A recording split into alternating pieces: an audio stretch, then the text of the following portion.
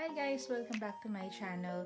So today, I'm on my 38 weeks and I want to share to all of you kung ano-ano ba yung mga gamit na pinrepair namin before kami pumunta ng hospital next week. So, ito yung mga gamit na pinrepair ko for myself, for baby, for daddy and Casey din kasi syempre kasama silang pupunta doon by next week. So, let's find out.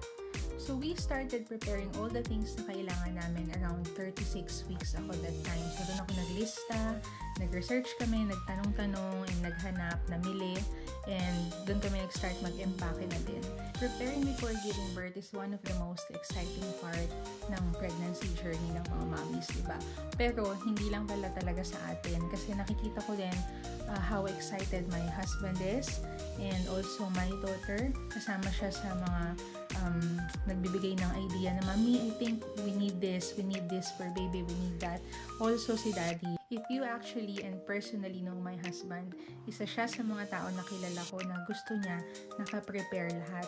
Although, he's aware naman na hindi namin mape-perfect lahat ng mga kailangan or hindi namin lahat maiisip. Kasi, of course, may mga kailangan na bigla ang bagay or gamit. But still, kailangan for him yung mga basic na ilista namin or naisama namin para hindi ka magagahol on the day. So, talagang sobrang laking help niya sa akin, especially the last few weeks talaga is hirap ako matulog, wala akong masyadong rest. Sa gabi, pagising-gising ako and there are lots of things na kailangan asikasuhin, isipin, tapos yung pahinga mo. So, big help talaga siya. So, now, ito naman yung bag na dadalhin ko sa hospital. So, I will show to you what's inside. So, sa loob nitong bag na to, gamit ko and gamit ni baby. Then, Casey have a separate bag and also daddy have a separate bag. So, bali 3 bags yung dadalhin namin. So, I have here, first is ang aking mga papel-papel or documents na binigay ng midwife, ng consultant, like that. It's all inside. Hindi ko na ipapakita isa-isa, okay? Pero, dala ko siya just in case kailangan nila ng mga records na binigay nila sa akin, ganyan. But for sure, they also have copy naman. So, towel. I have towel here. Clothes. Mga damit. I brought clothes, mga 3 sets of clothes. Pantulog, and extra na pang-uwi sa discharge. So, ayan, mga pantulog, nursing bras, kay baby naman, may mga lampin siya dito, towel. Huwag na natin kalkalin isa-isa kasi inayos na to ni Daddy. Baka magalit sa akin mamaya. Pero, okay lang naman, pwede naman. I will still show it to you. So, ito yung kay baby. Yan, makapal ito kasi nga malamig na dito ngayon. Pag lalabas namin siya, she can use this. Meron ganito din, just in case kailangan. Hindi ko sure kung saan, basta gusto ko lang siyang dalhin. And ito extra, oh no, this is my slippers. Yan, meron akong slippers. Yan. So, mga medyas, underwear, and of course, we have here yung mga pantulog. We have here diaper ni baby and my maternity pads there in this one also. Maternity pads. So, ayan. Tignan natin buksan isa-isa. Ito lahat gamit ni baby to. Damit, pajama, medyas, and all lampin. Nandiyan lahat siya. So, that's it for this. This one naman, I have here breast pads, just in case. Actually, guys, nung 37 weeks ako, meron na akong colostrum. It's just hard na mag-collect ng colostrum. Kasi, nagko-contract yung tiyan ko. So, sabi naman ng doctors and midwives, later na lang after mga anak. So, meron din ditong nappy cream.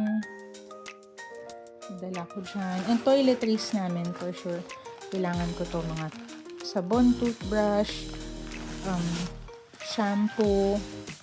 Kasi dito daw sa UK, the following day, the next day, papaliguin ka na nila. So, nagdala na ako. And nandito din mga pang-wash, toothbrush, wipes, and kay baby din. So, bumili kami for her ng Cetaphil baby top to toe body wash. Yan. So, that's it. That's the hospital bag for me and baby. And for Casey and Daddy, nandun pa siya sa taas pero naka-ready na din siya. So now I will show you the other things that we prepared for baby. So ito, we have here, of course, bottles. So we have here 2 boxes of Avent bottles. Sa isang box, meron siya ng 2 malaki. Then meron ding 2 maliit for mga newborn. And then meron na yun kasamang pang wash yung brush niya, like that. And like this, yung what do you call that? This one. Yung ano nga yan? Pacifier yan. And then so that's 2 boxes. Well, Avent yung binili namin kasi tried and tested naman namin si Avent. Kay Casey pa lang noon. So good quality naman siyang mga bottles. And matagal mo na talaga siyang magagamit. And next, we have here set of milks. Yan. So, I will show to you. Itong dadali namin sa hospital. Sabi muna natin yan. So, dadali namin sa hospital is this one, yung prepared na siya. So, first infant ready to feed Kendamil brand na milk. So, ganito siya sa loob. Tapos, meron na din siyang sterilized na mga newborn, yung mga nipples, yung mga teats nila kung tawagin. So, we have 2 boxes of that na ready na. Kasi, syempre, hindi naman ako agad makakapagpa-breastfeed, lalo kung nasa recovery pa, ganyan, and kailangan agad nilang i-feed si baby. So, we have ready to feed na dito. 2 boxes yan. Then, we also have here itong ganyan. So, ito, wala naman siyang mga nipples na kasama. Pero, ganito na siya. Yan. So, ready to feed na din to. Ililipat na lang sa maliliit na bottles. Then, pwede na niyang milk yon. So, there you go. So, ready na din dito yung mga small bottles natin. So, we have 6. We will bring 6 pieces na small bottles na Avent and 4 na Avent and 2 Tommy TP brands. Both brands are really good. And that's all for newborn. Ready for newborn na rin talaga yan. And it's all been washed and sterilized na din. Siyempre, si Daddy, niready na niya talaga agad. Then, we have here also for the milk para mabilis itimpla. And we have here the Kendamil yung powder. Yeah, pang backup to. Just in case. There you go. Actually, magsa-stock na kami nito. Like maybe 3 or 4 na ganito if needed. Pero titingnan natin, ang goal ko is makapagpa-breastfeed kasi nga mahaba yung leave, diba? So, magandang opportunity para makapagpa-breastfeed. So, these are the pacifiers. We have 2 here. Pero actually, hindi ko sure kung magagamit niyan kasi even Casey before, hindi naman siya nag-pacifier. Gusto niya talagang yung meron siyang nasisip-sip and lagi siyang busog. And then, ito naman mga extra nipples or extra teats. Teats ang tawag nila dito. But yeah, mga extra nipples. So, after nung newborn nipples namin, which is, may mga numbers kasi nipples. So, number 1 yon. So, we have here number 2 and number 3 nipples like that. So, ready na din yan dyan. And ito is lalagyan lang ng pacifier kung gagamitin niya. Next, we have here Dr. Brown Bottle Sterilizer. Ito, very useful. And it's a good buy talaga for us. Ang galing niya kasi everything is automatic. Pag pinindot mo lang yung power, then auto, mag-sterilize na siya, and then magdadry na din siya. Idadry niya na yung bottle. Wala na siya nung parang mga water particles sa loob. Pag kinuha mo siya, dry na, then ready na siya. Gagamitin na lang. It's a nice brand bottle sterilizer. And of course, we have here Rapid Cool Nubby. So, ito, mga pang rapid cool. For example, gusto mo magtimpla ng milk kay baby at kumukulo yung water or after boiling the water. So, lalagay mo lang siya dito. Just press this one. Kapag mainit siya, red pa yan. Then, pag nagganyan na nag-green, it means warm na yung water. Then, pwede mo na siyang ilipat pang timpla. But I think later on ko na ito magagamit for baby. So, may rapid cool tayo. Dalawa yan. And then, this one naman is parang ganun. Actually, hindi pala siya ganun. Pag gusto mo magbaon ng mga mainit na tubig, pwede mo siya lagay dito. So, parang insulated water bottle siya. Na Nubby din. Nubby brand din.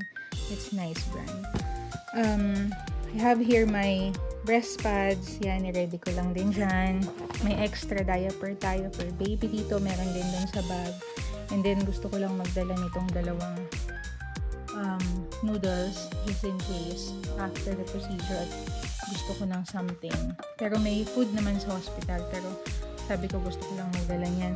Meron din tayong cream of mushroom soup na dadalhin. Yan, binili na rin ni Daddy yan. And of course, this one. This one is really a good buy. In-advise lang din to sa amin nung isa naming friend na bagong panganak din siya, like almost 2 months ago lang. It's Tommy Tippy Perfect Prep Day and Night Formula Feed Maker. So, bottle prep ang tawag nila. This one, papakita ko sa inyo kung paano to gamitin next time. Pero ito, ano na siya, automatic na siya na nagsisterilize ng water, nagbo-boil ng water, lalagay mo lang dyan yung bottle, titimplahin niya yung water in a specific temperature na kailangan kasi meron sila ditong mga temperature na kailangan pagka titimplahin mo yung powdered milk.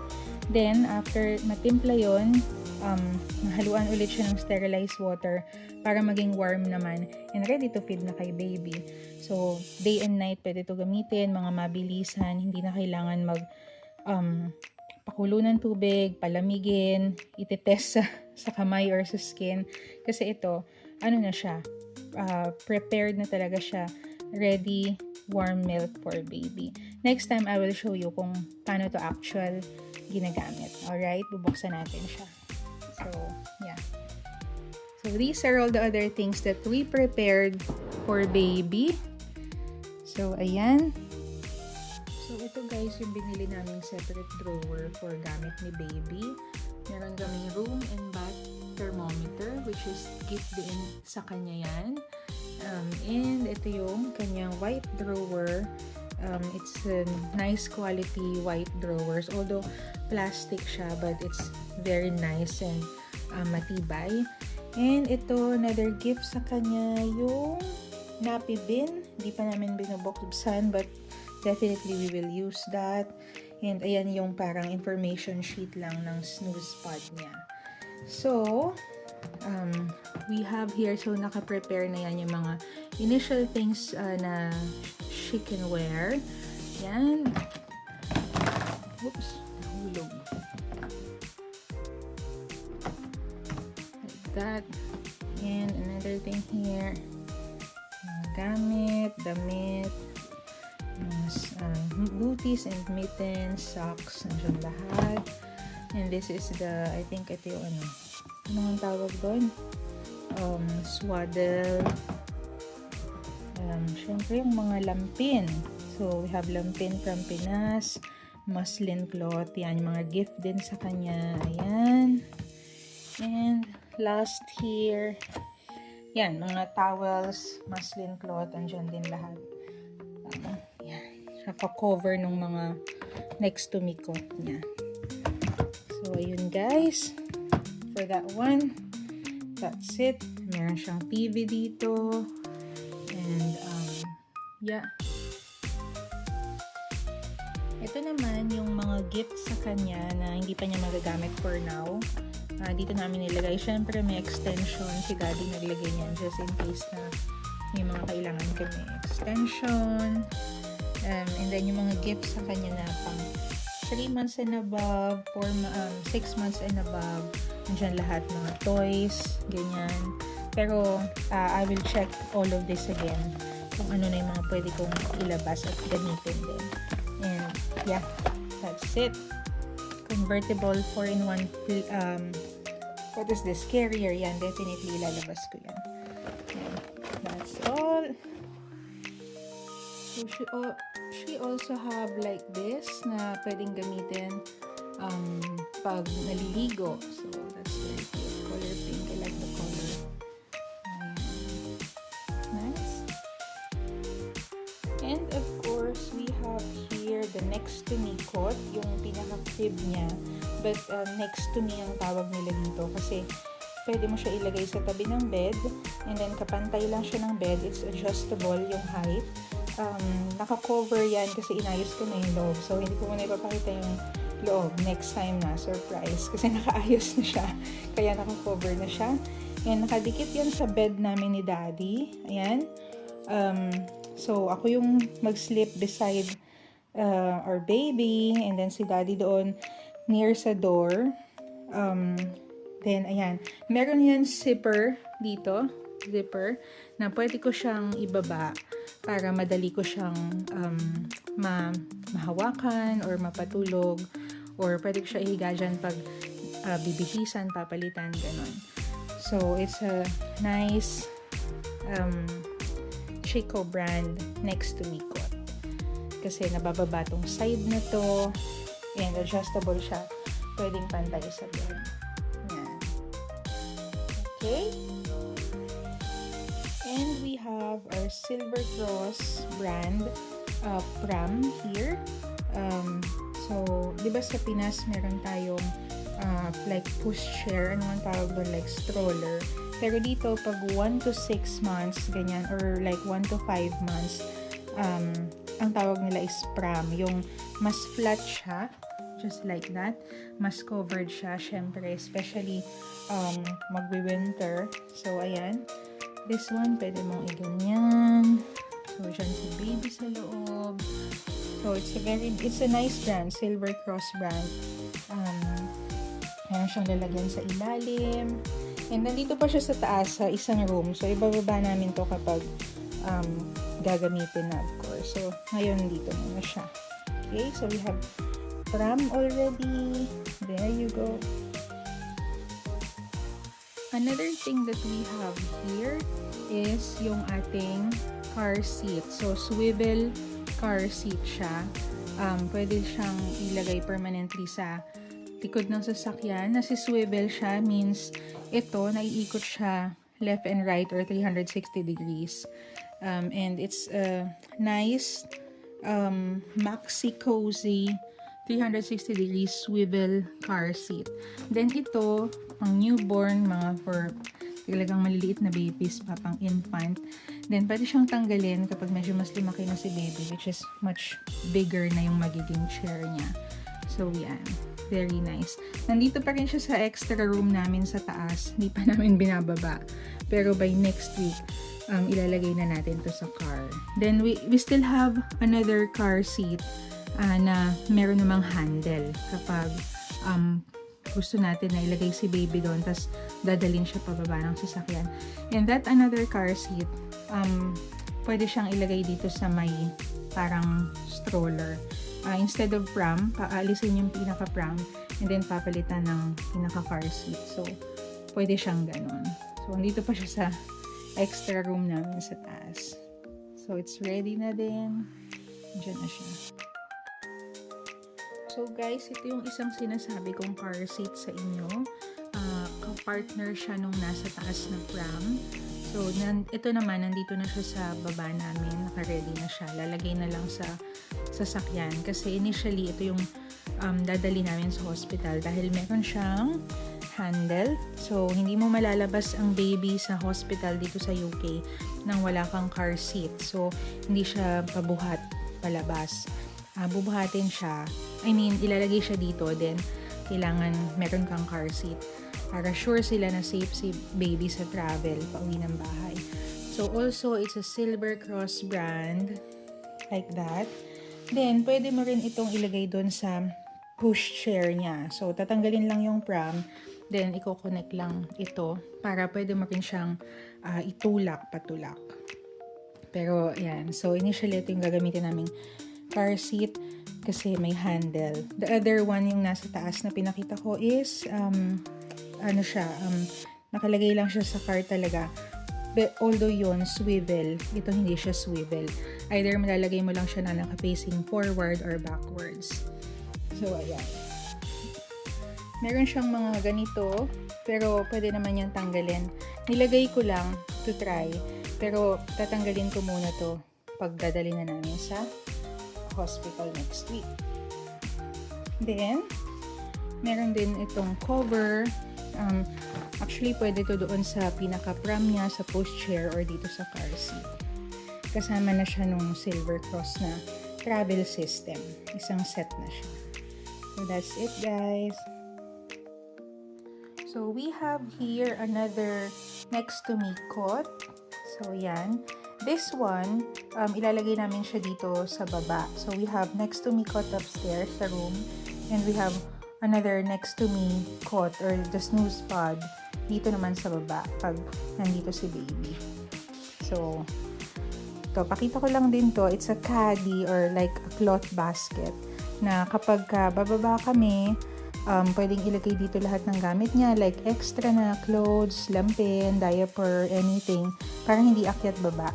So, we have like this basket or caddy kung tawagin nila like that. And of course, the next to me cot na I think we will just put it here downstairs. Syempre pag hindi naman magsi-stay upstairs lagi, 'di ba? So pag nasa baba, we have next to me cot as well. Adjustable din to and naibubuksan din siya dito sa side. Yan, may zipper. Ito ko sa inyo may zipper. And then nabababa siya. Actually, hindi ko din sure. Hindi ko alam. Pero nabababa siya. Tatanggalin lang tong parang matigas niya dito para pwede siyang ibaba na ganun. Pero nilagay kasi ni Daddy for now. So, ayun. Balik muna natin. So, for example, nandito sa baba, and then nakaupo ka sa sofa, pwede siyang i-open, then dyan siya bibilisan or papalitan. So, that's it.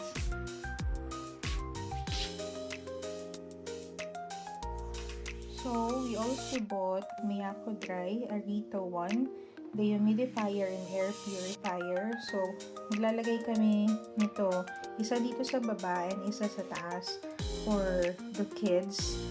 Kasi nga, winter na yon, so, importante yung dehumidifier para maiwasan yung mga molds sa loob ng bahay.